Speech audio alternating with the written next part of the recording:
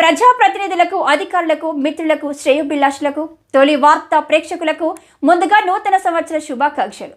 2024 సంవత్సరంలో తొలి వార్త ప్రేక్షకులందరికీ ఆయురారోగ్యాలతో, అష్టైశ్వర్యాలతో కలిగించాలని మనస్ఫూర్తిగా భగవంతుని వేడుకుంటూ మీ తొలి వార్త news channel CEO Ramesh Yadav.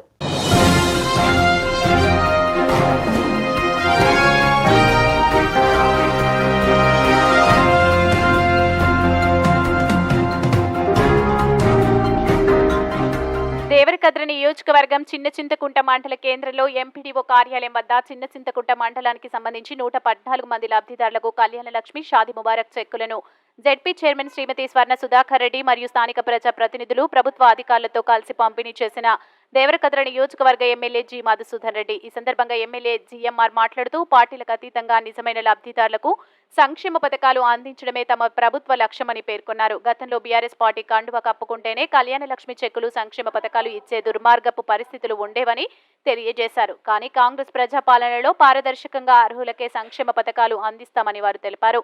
మీ తొలి వార్త న్యూస్ ని సబ్స్క్రైబ్ చేసి, లైక్ చేసి, షేర్ చేయండి.